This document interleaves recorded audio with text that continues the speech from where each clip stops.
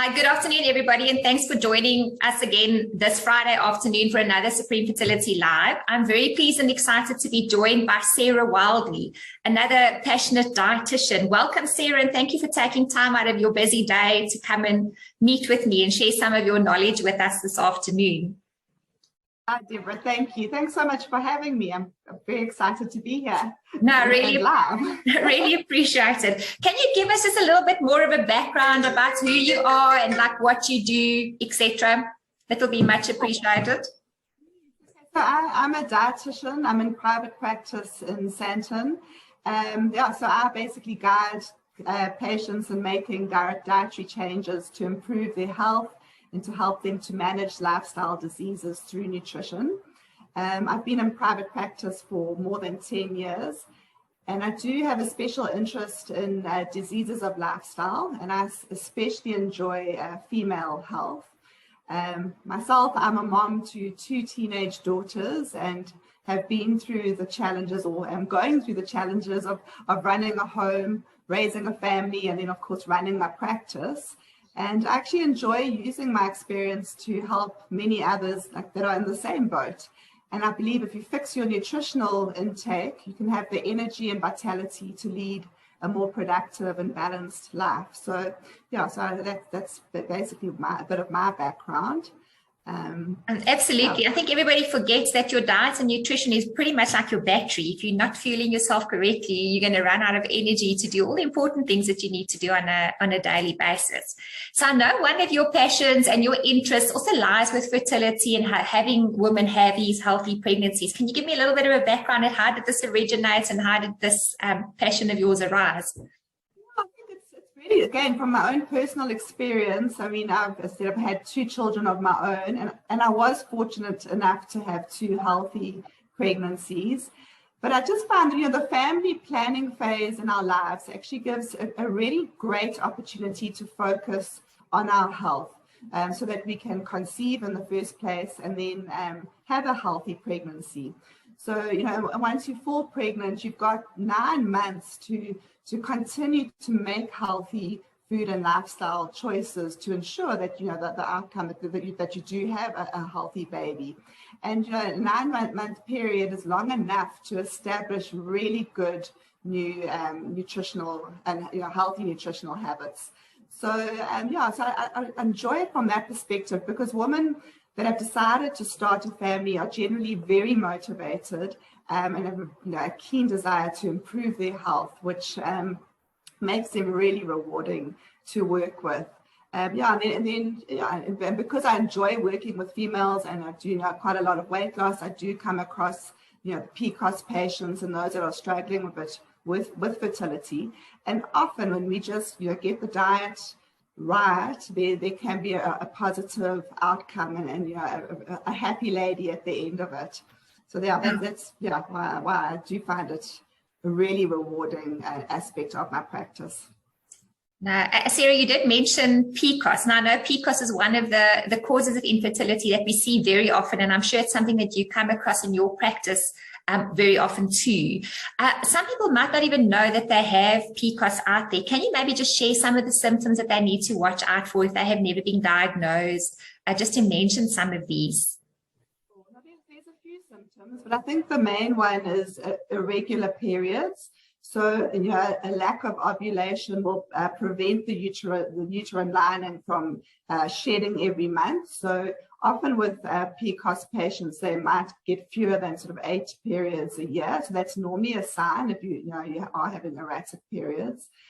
A lot of PCOS women are overweight. So I think it's up to 80% or so can be overweight. So again, that's why I probably do come across it a lot in the practice, because they will see the dietitian for their weight issues. And then in the history, we'll pick up that they might also be having problems with the menstrual cycle. Often the menstrual cycle, when they do have periods, they can have very heavy bleeding. That can also be a sign. Hair growth, so some women, or also quite a high percentage, 70% can get hair growth on their face and body, including on their back and their belly and their chest, and that excessive hair growth is called hirsutism. Acne is another sign. So the male hormones can make the skin a little bit oilier than usual and then cause breakouts on the face, maybe on the chest and on the back as well. And then in some cases, there's male pattern baldness. So the hair on the scalp can get thinner and it may fall out. Some women also could have a darkening of the skin. So they get these dark patches in the body creases, like on the neck and in the groin and under the breasts. And that again could be symptomatic. And then with the hormonal changes, some might be prone to headaches and that as well. So yeah, so those are generally the symptoms that are presented, but the main one is that being the erratic periods and and the weight gain. Thank you. So there's quite a lot to watch out for and some common things that people might be experiencing as well. We've discussed PCOS quite a lot in the last few weeks as well, but I recently read an article on the role of oxidative stress in PCOS, and I hope that you've actually read it because I just wanted to chat a bit about that today. It's also something like I'm sure not people already know out there is like, what is oxidative stress and potentially does it have a role in PCOS? Can you maybe just explain a little bit to our listeners as well, what is oxidative stress? Sure, I can, because it is quite a big term. So basically, oxidative stress is an imbalance between free radicals in your body and antioxidants in the body. Okay, so what are free radicals? Let me just explain that first. So free radicals are very reactive molecules that can cause chemical reactions in the body because they react so easily with other molecules.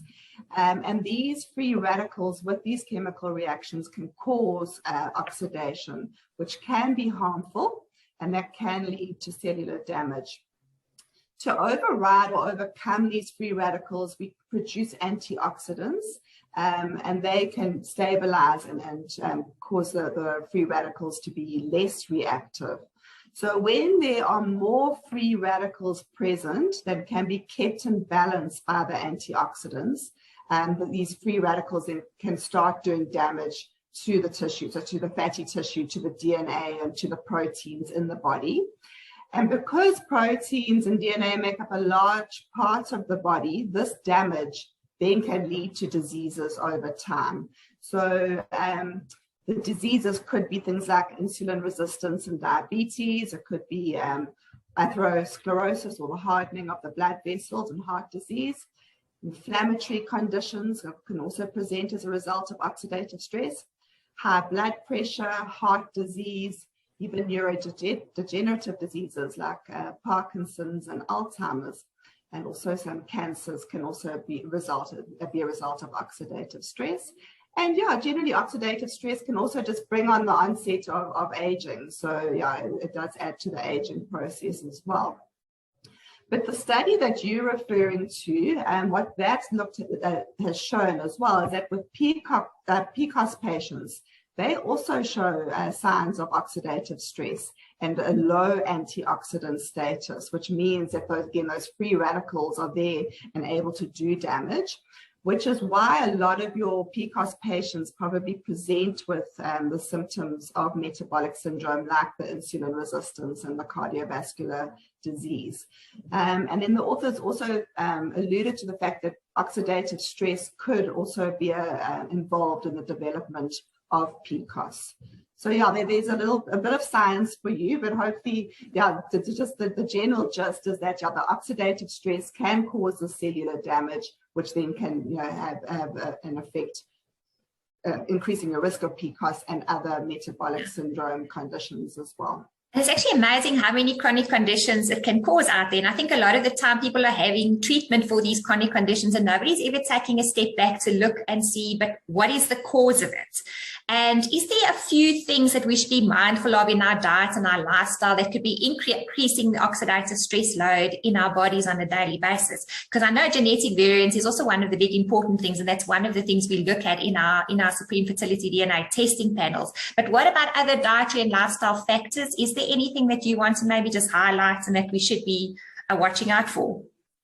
Well, there's a lot that we can do, but I think what we must realize firstly is that we all produce some free radicals. I mean, it's a natural part of the body's processes, like they can be formed just through exercise and through inflammation, and it's all about just trying to keep that balance. But you want to try and reduce your exposure to these free radicals that are also in the environment. So yeah, certain pesticides and chemical cleaners can contain these free radicals. Cigarette smoke can also be problematic. Radiation, so your UVA and your UVB rays, pollution, a diet that's high in sugar or fat and alcohol may also contribute to free radical production, which is then, as I say, going to add to that oxidative stress load. Okay. So we've been chatting about the role of oxidative stress in PCOS, which I know is like a very, very common thing. But one of the biggest things I see on a daily basis as well is male infertility and sperm that's got all these kind of problems. We're seeing sperm with big heads, small heads, all these different kind of squiggly abnormalities and things like that. And a lot of the science has shown that oxidative stress even has a role in this male sperm health. Men are always guilty. They think only the woman must eat properly and take supplements, etc. And it's really quite important that they also drink their supplements to help reduce this oxidative stress. So what kind of advice can you give to the men out there to improve their lifestyles as well, to reduce this oxidative stress damage on their sperm? You're quite right. It's not just up to the woman. The men also have to make some changes. So firstly, to do some regular and moderate exercise, so to have a good exercise routine, that has been linked with lower levels of oxidative stress and then reduces the risks of aging. Don't smoke. So yeah, if your wife's given up smoking because she's wanting to fall pregnant, you need to join her, because you should also both be avoiding cigarette smoke as well as secondhand smoke. Use caution with chemicals. So just your exposure to pesticides and household cleaners and that, just be aware, try and find more sort of natural alternatives. And then maybe becoming more environmentally conscious. So the way we can do that as a community is to do things like carpooling. So, having lift clubs to work. So there's fewer cars on the road and less pollution for all of us to be exposed to. And then wearing sunscreen, reducing your alcohol intake, and getting plenty of sleep. So that's a really important factor to maintain the balance of all the hormones in the body. So those would be my main lifestyle tips, and I say it applies to both the male and the female. And just something I want to add on to that is, when it comes to men, we're often seeing infertility problems in men that are these super fit, keen sports enthusiasts. So they're preparing for the August or the Comrades, etc.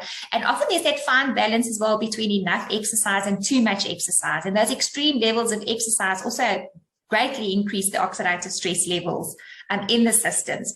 And I also think people need to be mindful of where they're working and check if they're also not exposed to any kind of chemicals in their environments, because even people working on farms and exposed to pesticides, and even in the medical profession and hairdressers exposed to hydrogen peroxide and things like that. So we really do need to take a good look and clean up their whole environments and their lifestyle as well.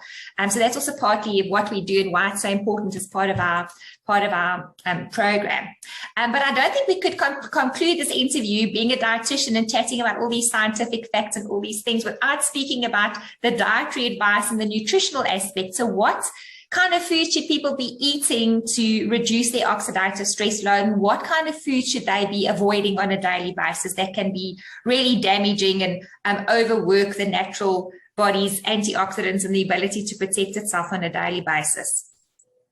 Well, the first thing is to avoid overeating, all right? So overeating can put the body into a state of oxidative stress. So it's, we've got to practice portion control. And there's certainly, foods that we can bring in to increase our intake of antioxidants. So a minimum of 5 servings of fruit and veggies a day is the best way to provide these antioxidants. But it can be quite difficult to achieve that. And in some patients where they might have genetic issues around oxidative stress, they should be eating more than 7 servings of fruit and veg a day. So it's quite difficult to achieve. But the foods that are antioxidant rich include things like berries and cherries, your citrus fruits, oranges and lychees, the dark green leafy vegetables, broccoli, carrots, tomatoes, olives. So a nice colorful variety of your particularly brightly colored veggies and fruit is a part of the diet you should actually focus on. Fish and nuts are also a good source of antioxidants.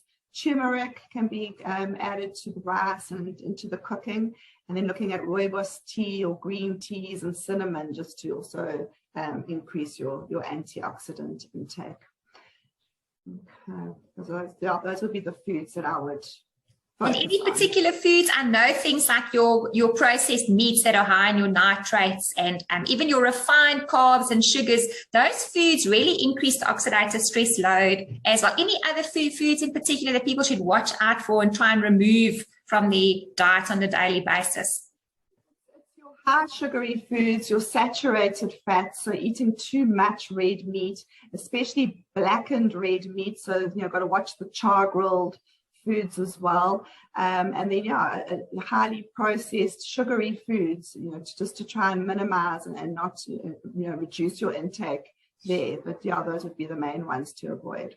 And alcohol. I think you even conservatively said they should be eating about 5 servings of fruits and veggies. I would even like to go as far as saying they need to up it about 7 to 9 servings at least, all these different colored fruits and veggies, and not just one sort of fruit or veggies at the same time as well. And pretty much, if we're looking at serving sizes, is about a half a cup, more or less a serving size when you're looking at your fruits and veggies. If you're looking at veggies, it would be a cup of cooked veg would count as 1 serving. And then if it's a salad, go for 2 cups. So the safe way is half your plate should be a veggie zone. So loading half the plate with vegetables. And then fruit, it should be a portion that you can hold in your hand, or about half a cup or so of chopped fruit. But as I say, you've got to try and eat 3 or 4 fruit a day, and then 3 or 4 servings of vegetables a day. So it's quite difficult to achieve, but it can be done. You just got to focus on it and make the effort to snack on your fruit and veggies as well as adding them to the plate. Yeah, it's not too bad if you think you divide it into 3 meals a day. So it's about 3, 3, 3. So it gets a bit more reachable if you think of it that way, that it is easier to do. Now, we have been doing a lot of research into supplements, and when you speak about some people are only having 5 and some are having 9, there really does open up these gaps on a daily basis where people can be so lacking in adequate nutrition. And that's where supplements also have an important role to play, that they can help plug up all these little holes and just provide the body with the nutrients it needs to ensure healthy reproduction in both men and women. Now, we have put what we call key network antioxidants in our multivitamin and the essential supports. And can you maybe just explain to our listeners out there, what is a key network antioxidant and how does it work and why is it important? Okay, so basically within the body, there is a dynamic interplay between 5 key antioxidants, and these are often referred to as these network antioxidants. They're vitamin C, vitamin E, your coenzyme Q10, lipoic acid, and glutathione. And these molecules, or these antioxidants, they work together to boost and strengthen your immune system. So they work and feed off each other. So that's why I say it's a dynamic sort of interplay and balance that they keep. So you want to really look for a supplement that does contain those ingredients, as opposed to just buying a vitamin C and a vitamin A and thinking that's going to do the trick, because it's all about the balance and how these feed off each other. And just by taking super doses of antioxidants, you could down-regulate this dynamic interplay that is going on. So that's why the essential support, from Supreme Wellness is able to maintain that balance, because it contains these antioxidants, and that way you can upregulate your own antioxidant support. I think people just think vitamins and things are also safe to use, but if I could just explain it a little bit more detail as well, they're actually not. They do come with side effects. And if you give a patient something like vitamin E, it will scour the body and find those free radicals, but in the process itself becomes highly reactive and it can cause all sorts of damage and all these chronic diseases that you mentioned a little bit earlier. But with these other key network antioxidants, it greatly reduces the risk of that happening. So it is quite important to know what supplements and things to take together and how much. So don't just go and dose yourself and overdose, because you can completely overdose as well. And even particularly for men, the studies have shown that they shouldn't be using antioxidant things for more than 6 months, because then you can do a lot more damage as well. So Sarah, thank you so much for joining me this afternoon and sharing this wealth of knowledge with our listeners. Thanks again. I do appreciate it. Can you please just share, if anybody wants to get hold of you, how they can reach you and maybe book an appointment with you, if you can just share that information?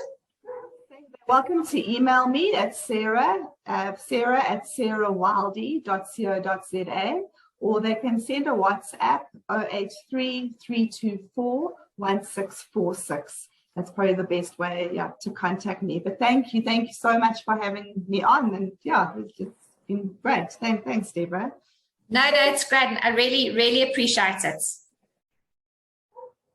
So thanks again for joining us this afternoon, and please tune in next Friday for another Supreme Fertility live interview.